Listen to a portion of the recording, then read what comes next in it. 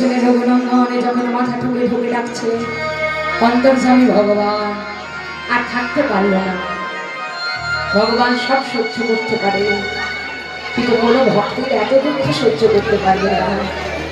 সহ্য করতে না পেরে ওই পাথরের মধ্যে বিগ্রহ গোপীনাথের থেকে মা এবার দুটি হাত বেরিয়ে এলো। দুটি হাত বেরিয়ে এসে ডাক দিচ্ছে,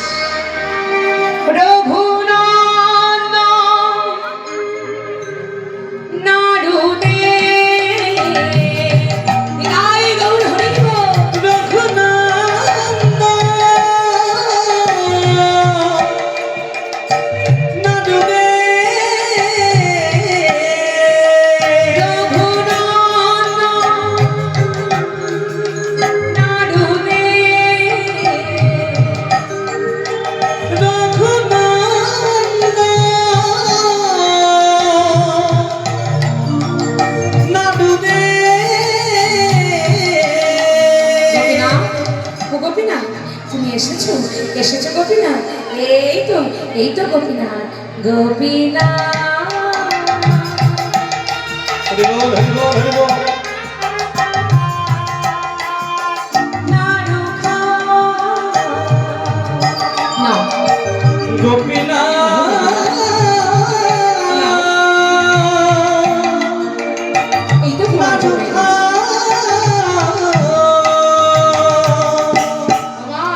রঘুনন্দন দিচ্ছে আর গোপীনাথ নাড়ু খাচ্ছে। কি লীলাটা দেখুন, ভক্ত দেয় ভগবান খেয়ে যায়। নাড়ু খেতে খেতে সব নাড়ু শেষ। নাড়া ভর্তি নাড়ু হয়ে গিয়েছিল রঘুনন্দন।